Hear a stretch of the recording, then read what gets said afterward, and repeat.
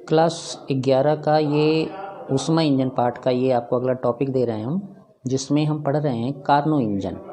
Scientist Carnot ने ये engine बनाया था, यह मानकर बनाया था कि ये एक आदर्श इंजन होगा, या किसी ऊष्मीय इंजन में कौन सी प्रक्रियाएं होती हैं जिससे कि वह ऊष्मीय ऊर्जा को कार्य में बदल देता है, यह आंतरिक कार्य करता है। तो उन्होंने ये कहा कि ऐसा ऊष्मीय इंजन जिसकी दक्षता 1 हो जाए या लगभग 1 हो जाए उसको हम आदर्श इंजन कहेंगे और उसे ही कार्नो इंजन कहेंगे, या ऐसा इंजन जो आदर्श हो उसे कार्नो इंजन कहेंगे। ये आदर्श इंजन ही बनाया गया था।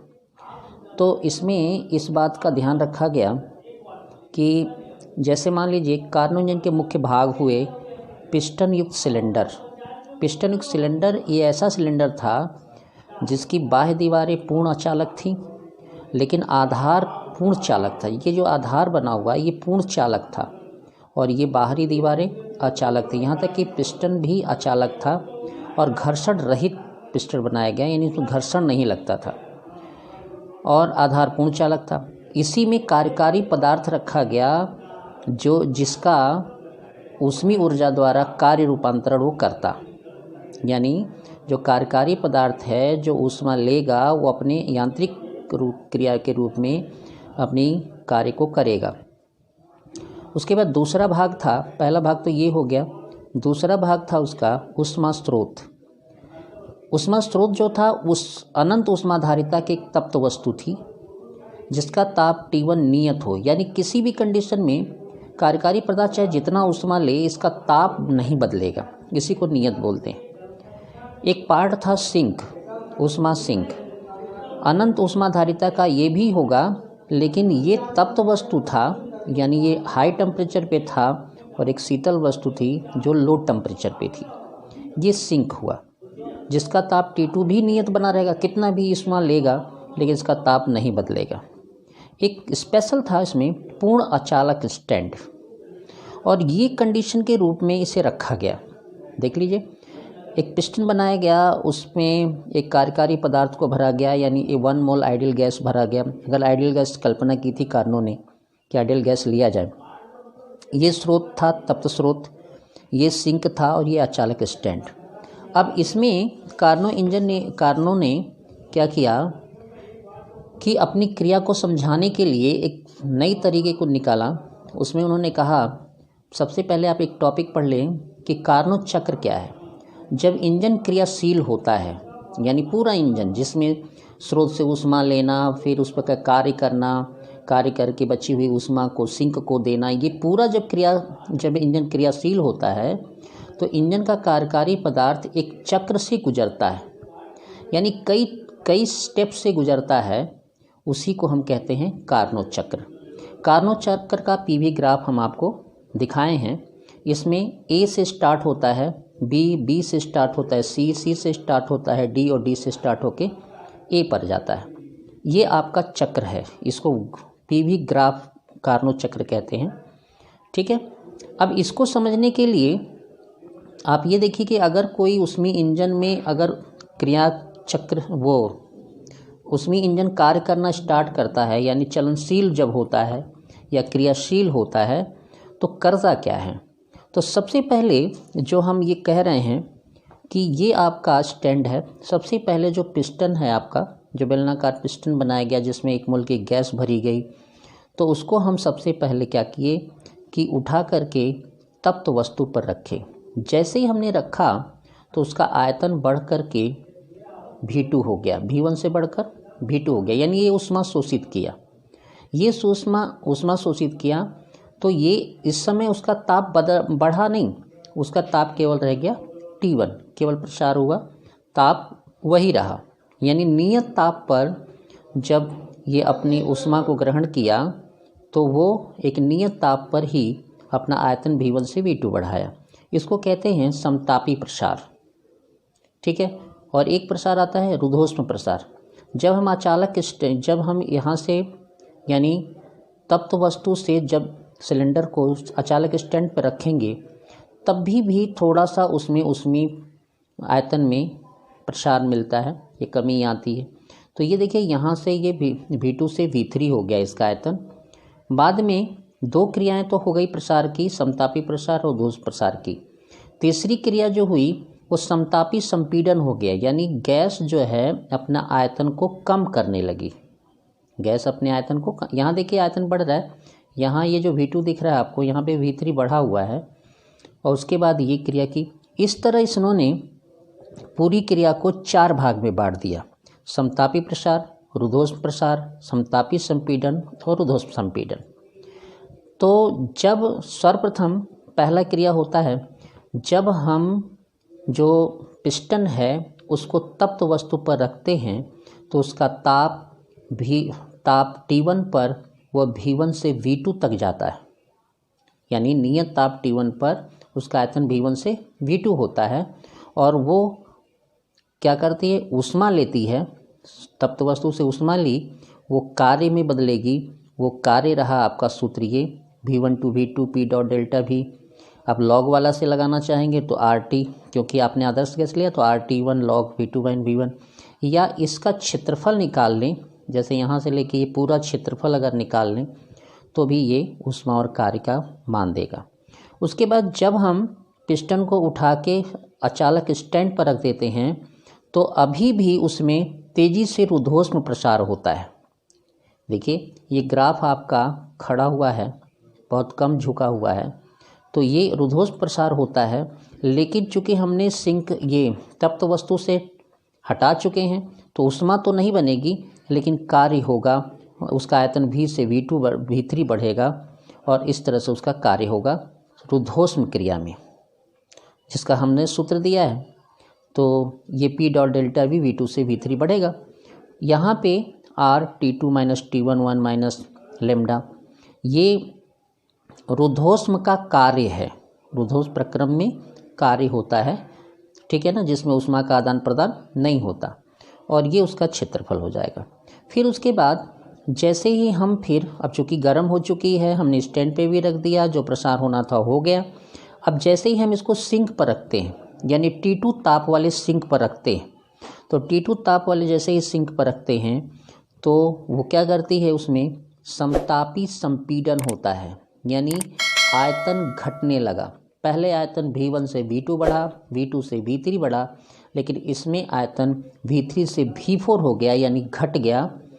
किस ताप पर?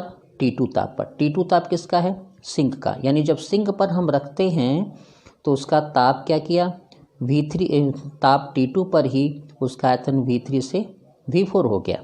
तो उस पर भी ऊष्मा अब क्या होगी, ठंडी हो रही है वस्तु, तो ऊष्मा बाहर निकलेगी। उस बाहर निकलने वाली ऊष्मा या कार्य का मान ये होगा आपका Q3 बराबर W3 माइनस V3 V4। देखिए आयतन घटते हुए दिखाया जा रहा है, तो ये माइनस में आपका दिया जा रहा है। ये भी उसी का सूत्र है, आप लॉग से लगा सकते हैं, ग्राफ से ले सकते हैं, क्षेत्रफल निकाल सकते हैं। तो ये हुआ जो ऊष्मा वो कौन ले रहा है, वो सिंक लेने लगा। यानी जो आपने कार्यकारी पदार्थ ने जो कार्य किया टोटल, उसकी ऊष्मा संपीडन के माध्यम से जब हम सिंक पर रखते हैं तो बची हुई ऊष्मा को वो लेने लगता है। तो ये ऊष्मा उन्होंने अवशोषित की, या ये कह लीजिए कि सिंक को मिली। तीसरा उन्होंने किया कि अब सिंक से भी हटा करके, पहले सिंक पे रखा था ठंडा होने के लिए, सिंक को ऊष्मा मिल रही थी, सिंक से उठा करके उन्होंने स्टैंड पर रख दिया। स्टैंड पर रखने का मतलब ऊष्मा का अवशोषण तो रुक गया, लेकिन कार्य नहीं रुका। वो जो गैस थी वो V4 से V1 पर चली गई, यानी आयतन फिर घटा ली, संपीडित हो गई, तो इसे कहते हैं ऊर्ध्वस्थ संपीडन। V4 से V1 पे चली गई। ये इस तरह से आपका कार्य ये मिलेगा, लेकिन ये भी कार्य अभी भी कार्य हो रहा है, तो ये आपका माइनस में मिलेगा। तो देखिए W4 बराबर हमने कार्य लिखा है V1 होगा यहाँ पे, तो V1 4 से कहाँ चली गई, 1 पे, है ना। तो ये आपका ऊर्ध्वस्थ संपीडन है। तो ऊर्ध्वस्थ संपीडन में ऊर्ध्वस्थ का कार्य हमने लगाया है, तो गैस कहाँ जा रही है, T2 टेम्परेचर से T1 टेम्परेचर पे जा रही है। देखिए ये सीरीज T1 का है, अब वो T2 पे जा रही है, तो हमने ये लगाया। आप चाहें तो इसका क्षेत्रफल भी ले लें ऊर्ध्वस्थ प्रक्रम के लिए कार्य का। अब क्या हुआ कि अगर पूरे चक्र में कार्य को देखा जाए पूरे चक्र में कार्य कितना हुआ, पूर्ण चक्र में कितना कार्य हो गया, तो चारों कार्य को आप जोड़ देंगे, 4 कार्य को आप क्या करेंगे, जोड़ देंगे।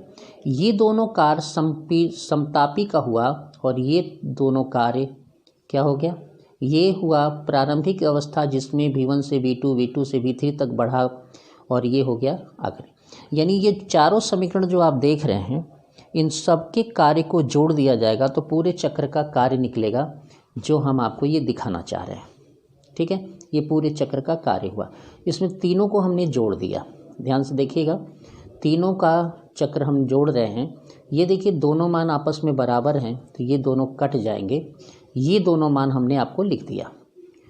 तो एक चीज़ और देखिए कि जो हमारा V1 V2 का परिवर्तन है, अगर हम देखें तो log V2 बाई V1 और log V3 बाई V1 यानी V2 बाई V1 और V3 बाई V1 का मान आपस में बराबर आएगा। तो हम क्या करेंगे, यहाँ पे अगर लिखेंगे तो कॉमन जब निकाल देंगे तो ये पूरा कॉमन आएगा, R कॉमन आएगा, तो इस तरह का सूत्र बनेगा। ये कार्नो इंजन के पूर्ण चक्र का कार्य होगा। अब देखते हैं कार्नो इंजन की दक्षता हो गई। तो दक्षता के लिए तो कार्नो इंजन ऊष्मीय इंजन ही है, तो किए गए कार्यकारी पदार्थ द्वारा किया गया कार्य और बटे में कार्यकारी पदार्थ द्वारा शोषित ऊष्मा। तो कार्यकारी W का मान आप पहले भी पढ़ते थे, Q1 माइनस Q2 होगा, वही कार्य होगा। जो सिंक को ऊष्मा चली गई उसमें से शोषित ऊष्मा की मात्रा को से सिंक की ऊष्मा को निकाल देंगे तो वो आपके W हो जाएगा। तो ये हो जाएगी आपकी दक्षता सूत्र। T के साथ संबंध होता है, अभी हम कल भी पिछले वीडियो में भी बताए थे कि Q1 और T1 संबंधित होते हैं। जितना ऊष्मा बढ़ेगा उसका T भी बढ़ता है, जितना ऊष्मा बढ़ेगी उसकी T2 बढ़ता है। तो दोनों का अनुपात इक्वल होता है, तो हम Q2 को T2 लिख सकते हैं, Q1 को T1 लिख सकते हैं। एक चीज़ और देखिए, T2 बाई T1 का 1 से कम या धनात्मक है ना। अगर 1 से कम हो या धनात्मक हो तो T2 बाई T1 का मान क्या होना चाहिए, ये मान धनात्मक तब आएगा जब ये मान किस में आए, मन में, यानी T2 का मान कम हो। T2 का मान कम होगा तब ये मान क्या आएगा, धनात्मक आएगा। अगर T2 का मान अधिक हो जाएगा तो नहीं होगा धनात्मक।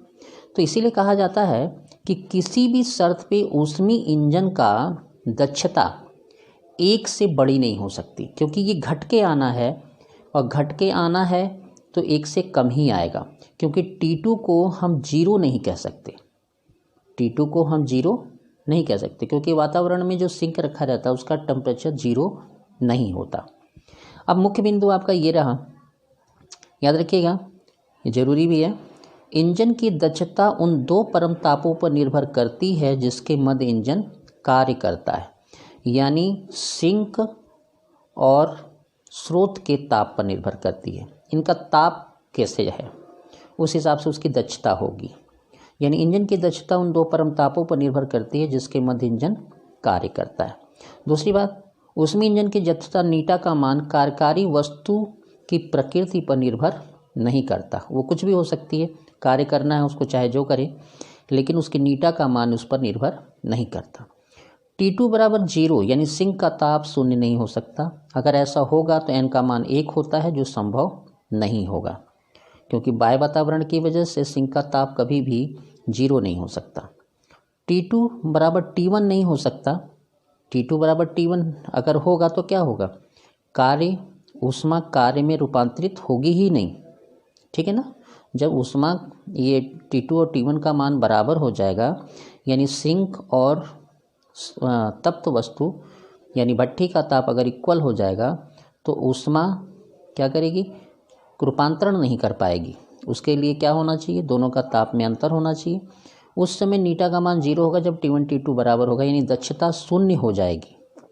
यानी अगर उसमें इंजन का यूज करना है तो सिंक और तप्त वस्तु का ताप क्या होना चाहिए, कभी भी बराबर नहीं होना चाहिए, ठीक है।